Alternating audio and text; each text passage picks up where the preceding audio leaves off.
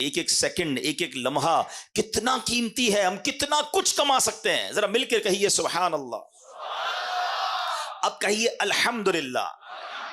اب کہیے اللہ اکبر.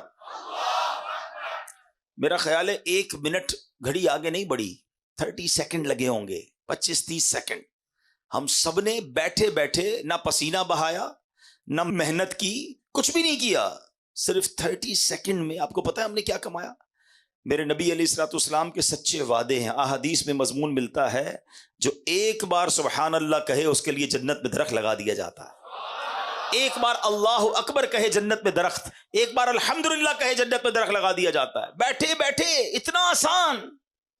پھر میں نیکیاں نہ کروں، پھر میں ان لمحات کی قدر نہ کروں، پھر میں گھنٹوں گھنٹوں دنوں مہینوں گناہوں میں گزاروں، فضول باتوں میں، فلمیں، ڈرامے، گانے، باجے، سوشل میڈیا، دوستوں کا گپ شپ گزرتا جا رہا ہے. نہ کریں ایسا. روایتوں میں مضمون ملتا ہے کہ مرنے کے بعد نیک بھی پچھتائے گا، گناہگار بھی پچھتائیں گے. عرض کی گئی یا رسول اللہ صلی اللہ تعالی علیہ وسلم، گناہگار پچھتائے گا، یہ تو بات سمجھ آ رہی ہے، گناہ ہیں اس کے، خطائیں ہیں، نیک کیوں پچھتائے گا؟ ارشاد ہوا نیک اس لیے پچھتائے گا کہ جب اپنے فضول اوقات یاد کرے گا اور اپنی نیکیوں کا جب اجر دیکھے گا نا، کہ نمازوں کا اتنا ثواب، نیکیوں کا اتنا ثواب، کاش میں نے فضول باتیں کی تھی، فضول ٹائم ضائع کیا تھا، وہ بھی نہ کرتا تو اس کا ثواب بھی مجھے مل جاتا. تو بعد میں پچھتانے سے بہتر نہیں ہے بندہ ابھی نیکیاں کر لے، ابھی اپنے وقت کا فضول استعمال نہ کرے. قرآن جگہ جگہ جھنجھوڑ رہا ہے. ایک جگہ ارشاد ہوتا ہے یا ایھا الانسان انک کادح الی ربک قدحا فملاقی.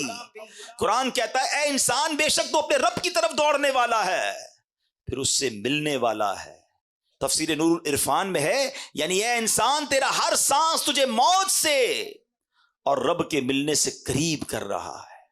ہم اپنے سفر کی طرف بڑھ رہے ہیں، اپنی منزل کی طرف بڑھ رہے ہیں، مگر کاش یہ احساس بھی تو بن جائے نا کہ جب اللہ کی بارگاہ میں جانے کا وقت آگے کی طرف جا رہا ہوں تو تیاری بھی ساتھ ساتھ کرتا جاؤں، میں زیادہ نیکیاں کماتا جاؤں. حضرت رابعہ بصریہ کا ایک واقعہ سنیے گا، یہ بات اور آپ کو ڈیفائن ہو جائے گی کہ جب ہم ادھر ادھر فضول کام کرتے ہیں تو کتنا بڑا لاس کرتے ہیں. آپ کامل ولیاں ہیں، بہت بڑا نام ہے، یعنی اولیاء کے مقامات میں بھی آپ کا مقام بڑا اونچا ہے.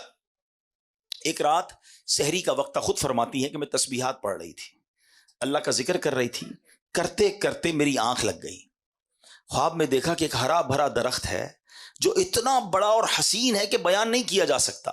اس پر 3 قسم کے پھل لگے ہوئے ہیں. میں نے دنیا میں ایسے پھل نہیں دیکھے تھے.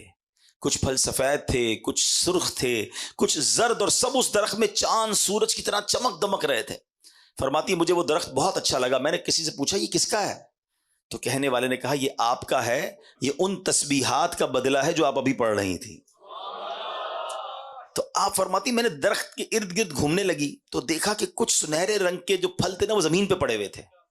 تو میں نے کہا کہ یہ پھل بھی درخت کے ساتھ موجود ہوتے تو کتنا ہی اچھا تھا.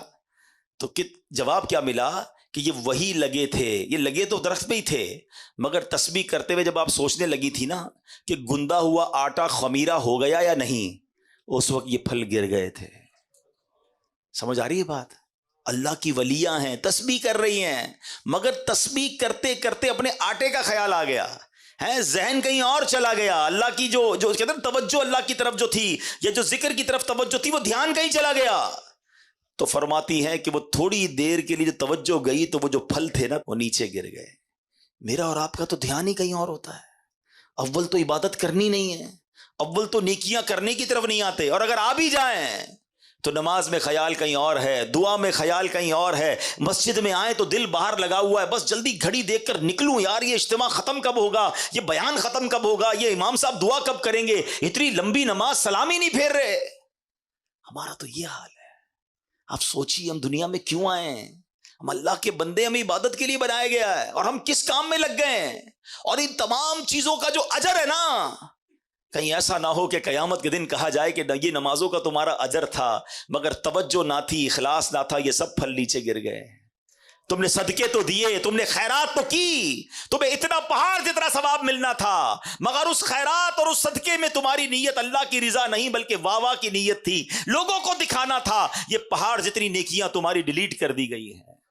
کتنی حسرت ہوگی. رمضان کے روزے رکھے تھے تم نے, گرمیوں میں بھی رکھے, سردیوں میں بھی رکھے, یہ تمہیں پہاڑ جتنی نیکیاں ملنے والی تھی, مگر ان روزوں میں تم نے گناہ بھی ساتھ کیے, ان روزوں میں اللہ کی نافرمانیاں بھی کی. پھر کدھر جائیں گے ہم؟ خدا را اپنے آپ پر رحم کیجئے. جن کاموں میں ہم لگ گئے نا, جو گناہوں کی عادتیں ہم پال بیٹھے ہیں, ہمارا دل جو ہے اس وقت حرام کاموں کی طرف لپک لپک کر جا رہا ہے. ایسا نہ کریں.